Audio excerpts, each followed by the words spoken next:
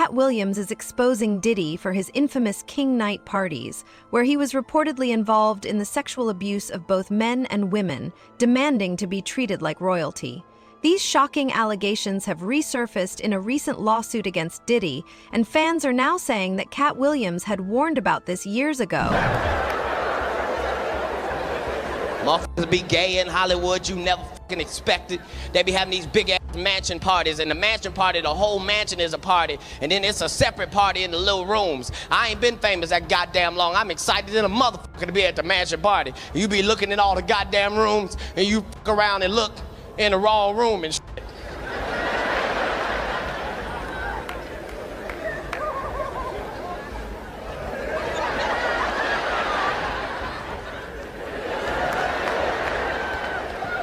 Nick, come here, come here. Is that two niggas kissing? The new lawsuit against Diddy, filed by his executive assistant Philip Pines, reveals shocking allegations about events referred to as Wild King Nights, and they are truly disturbing. According to Pines, Diddy hosted freak-off parties, where participants were forced to call him the Wild King and serve him sexually for days at a time. During these events, Diddy allegedly ordered Pines to fetch him drugs, sex toys, ice buckets, alcohol, and weed. And it all stems, he says, from what happened at these lavish, drug-fueled nights called Wild King Nights. So this 32-page lawsuit, which was reviewed by multiple outlets, including Rolling Stone, was apparently filed in Los Angeles by a man named Philip Pines, who says he worked for Diddy from 2019 to 2021. So actually more recent than some other suits we've seen against Sean Combs that have been in the early 2000s or even the 90s. But according to reporting in the suit, Pines is alleging a few different things here. Now, before we even get into it, and there is a lot to get into, you might be wondering, what the heck does that name mean? What are we talking about when we said Wild King Nights? Well, part of this lawsuit alleges that Pines had to prove his loyalty to Sean Combs, who was dubbed the King, by performing sex acts for him, hence the name Wild King Nights. The suit even reportedly says that Pines was treated, quote, like an animal playing fetch in order to prove his loyalty.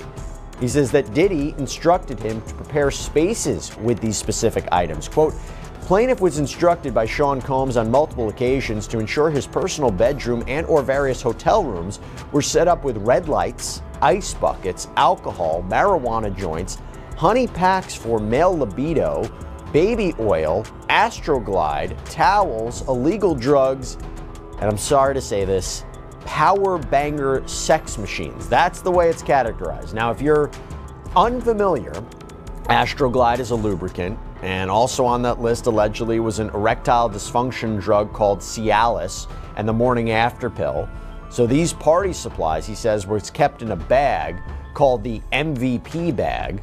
According to Rolling Stone, who says it reviewed a copy of the lawsuit, Pine says he couldn't just leave the supplies in the hallway and walk away. No, he alleges he had to be let into the room, meaning he ended up seeing what was going on behind closed doors, so to speak. By the way, as you can see from a lot of the stories that we cover on Sidebar, it just goes to show you how important personal safety is.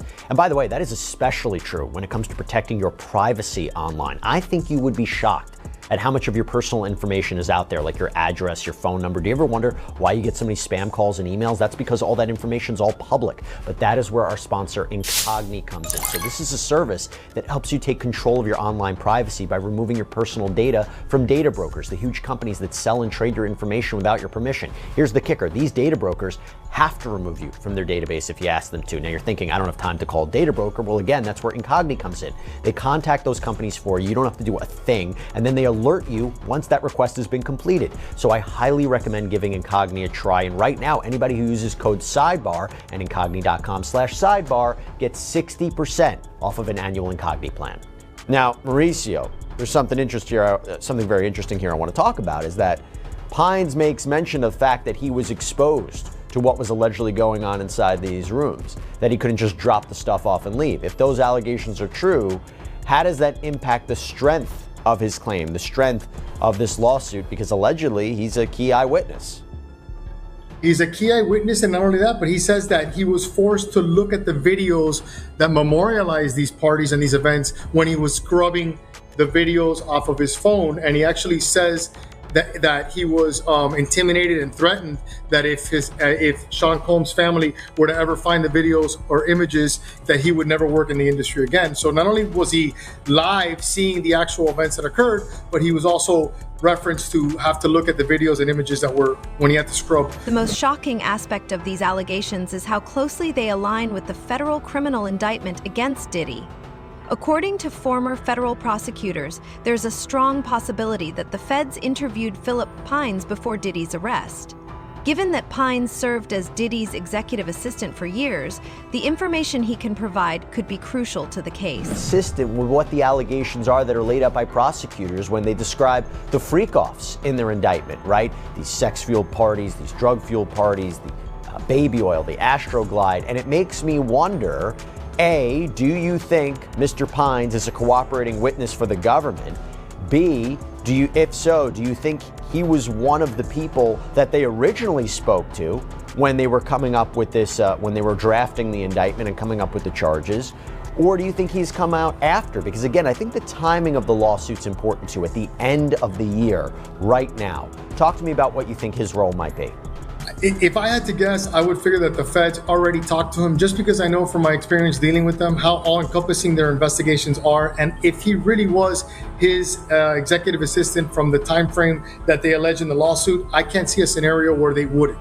I mean, they investigate regular cases to the point that that I'm shocked when I see it as a criminal defense attorney with regular people. When you're talking about a high-profile celebrity case like this, I can't fathom that no one spoke to this individual prior to this. So I would think that, I would think that they did speak to him. And I can't imagine that he's not a witness, because the way that they work is they want everybody that can corroborate their theory of the case to be on their witness list, or to be somebody that they could call. And I can't think that if he actually was his assistant for this time frame, he would be an excellent witness for them. And because the government says, it was a racketeering conspiracy, it was a criminal enterprise. He had associates of his who would set up these events and also clean up these events, which, by the way, let me get back to this lawsuit. Because Pine says his role didn't just stop at preparing this. He also says he had to clean up these rooms afterwards. And the cleanup is not any less disturbing. According to the lawsuit, plaintiff would remove any evidence of drugs, condoms, sex toys, remove bodily stains like blood, urine, and fluids from any sheets, furniture, and pack away all the items used during Wild King nights. And all of this cleanup, he says, was also part of a cover-up, so that no one would suspect anything was going on. And that alleged cover-up also included leaving very large tips for the housekeeping staff to essentially prevent them from reporting anything. And going even further into the duties of his supposed cleanup, this also extended, as we were talking about, to wiping Diddy's personal devices of any evidence. According to the lawsuit reviewed by Rolling Stone, plaintiff was further instructed to scrub Sean Combs' personal devices, including but not limited to personal phones, laptops, tablets, of any compromising videos. And by the way, unfortunately in doing so, he says he was once again unwillingly exposed to the alleged conduct that was occurring. In order to accomplish this unreasonable task, plaintiff would have to again unwillingly see the video. Katt Williams has repeatedly spoken about rejecting $50 million on 4 different occasions and has praised Dave Chappelle for doing the same. He claims that predators in Hollywood and the music industry lure celebrities and influential figures by offering them seemingly massive sums of money with no strings attached. However, the catch is that once they accept, they fall under complete control of those in power. Comedian Dave Chappelle left tens of millions of dollars on the table when he walked away from his popular Comedy Central show. A lot of people wondered what the hell was he thinking, and that's a quote. Chappelle says he had, or whether he was thinking. A lot of people ask that question. Chappelle says he had a crisis of conscience and stood up for his integrity as an artist. He explained to us how stepping out of the spotlight helped him avoid getting caught in a trap. It's so much bigger than money, though, Dave. It's so much bigger than money. Oh, no, it was bigger than money. But you know what? I watched one of these nature shows one time, and they were talking about how a bushman finds water when it's scarce. And they do what's called a salt trap. I didn't know this. Apparently, baboons love salt. Okay. So they put a lump of salt in a hole, and they wait for the baboon. The baboon comes, sticks his hand in the hole, grabs the salt, Salt makes his hand bigger, and he's trapped. He can't get his hand out. Now, if he's smart, all he does is let go of the salt. Baboon doesn't want to let go of the salt. Then the bushman just comes, takes the baboon, throws him in the cage, and gives him all the salt he wants. And then the baboon gets thirsty. The bushman lets him out of the cage. The first place the baboon runs to is water. Bushman follows him, and they both drink to their fill. And in that analogy, I felt like the baboon. But I was smart enough to let go of the salt. Diddy is allegedly obsessed with control and demanded that victims call him the Wild Night King during his notorious freak-off parties. For him, the reported sexual abuse wasn't about attraction, it was about power and domination. According to victims, Diddy took pleasure in humiliating them, forcing them into submission and, in their own words, making them his. He allegedly drugged victims, leaving them conscious but unable to resist, as he enjoyed seeing them completely helpless. So why did you believe in these cases, and why didn't you believe in others that you were presented with? Well, the thing with a abuser, a sexual abuser, is they follow a pattern. They fall to type, and you become very clear on what that pattern is, particularly a serial sexual abuser. And these cases were all identical in the facts, identical in the story. It was beginning, middle, conclusion. They know each other? Boom. None of them knew each other. Did you have them meet? No. Did you have them coordinate stories? No, no. Do you think they had any contact with each other before they came to you? Absolutely not. And when you were talking to them, well, first, the ones that you didn't take, why not? Stories didn't make sense. Stories didn't fit the pattern. Stories were not credible. I mean, this is my 30th year as a lawyer. I've tried over 100 cases. I can assess whether somebody's story is credible. And if I don't believe it, I'm not going to put my name on a pleading, sign it, and file it in court. I'm not doing that. And that's what I did with the 60-plus cases that I rejected. And this is not really your area of expertise. If people will look you up, celebrity lawsuits is not really where you make your bones. Why this? Well, I have handled. I was involved in the Weinstein litigation. Right. I was involved in the Paducah litigation. I was involved in the Hayden litigation. Why did I do this? I do this because it's important. I think it's important for people to be heard, have their chance to get the power back. Because sexual abuse, sexual assault is about one thing: taking power, humiliating, demeaning a person and a victim. It has nothing to do with sex. And so I think it's important. I think it's important to get the word out.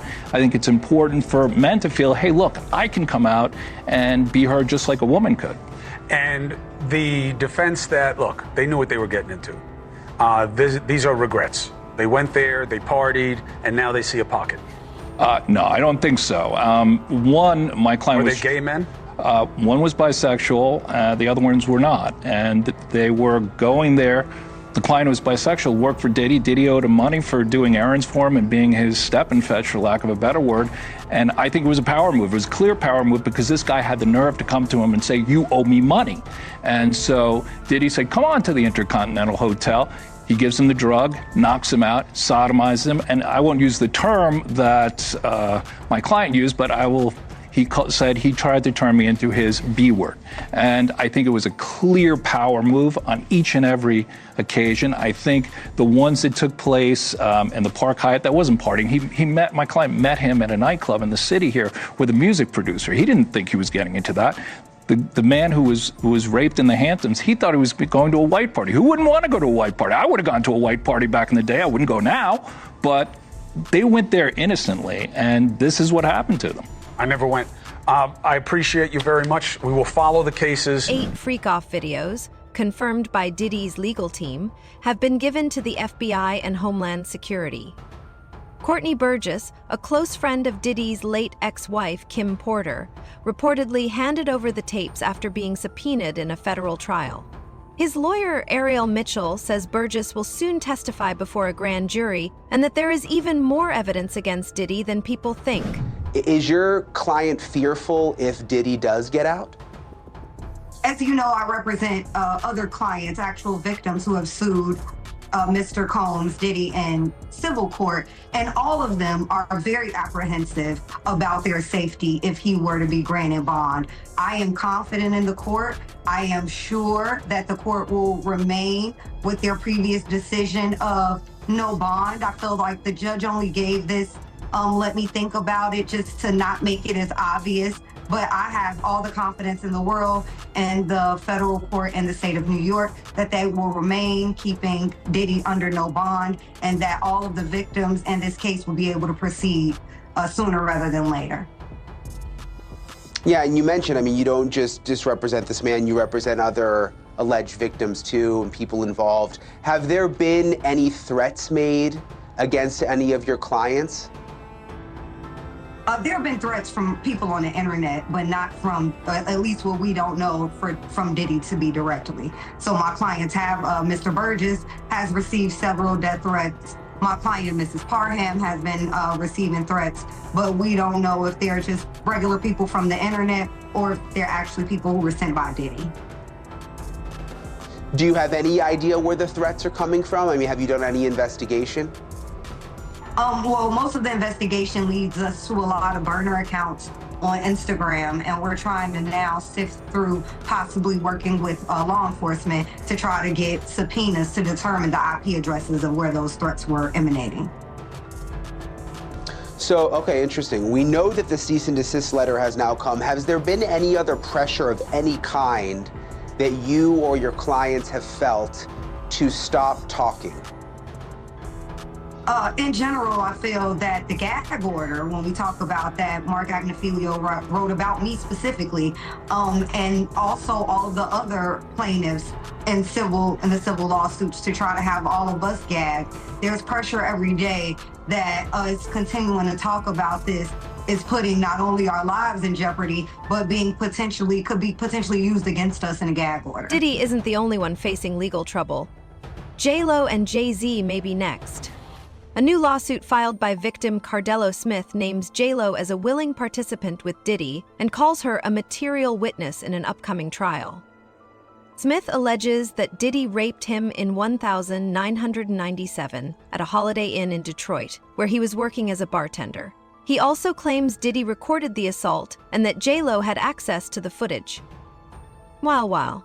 Jay-Z is under fire after reports surfaced that his legal team engaged in bribery and witness tampering. Allegedly, members of his team flashed fake FBI badges and offered victims $10,000 to lie on the stand. Attorney Tony Busby, who is leading the case against Diddy, has accused Jay-Z's legal team of illegal activity, while maintaining he'd let the matter settle itself in court. But now in a new lawsuit, a Texas man is claiming Jay-Z's lawyers are bribing people to sue Busby and his law firm. This 13-page lawsuit was filed on January 3rd in Harris County, Texas, and the plaintiff in the filing is being represented by none other than Busby's law firm, who filed the suit on his behalf. Now, Jose Maldonado, who is the plaintiff in this suit, is suing Jay-Z's attorneys and his company Rock Nation, but not Sean Carter, aka Jay-Z himself. According to the lawsuit, the defendants in this suit are Marcy Bryan Croft, her law firm MJ Legal, Rock Nation, and the law firm who is representing Jay-Z, Quinn Emanuel Urquhart and Sullivan.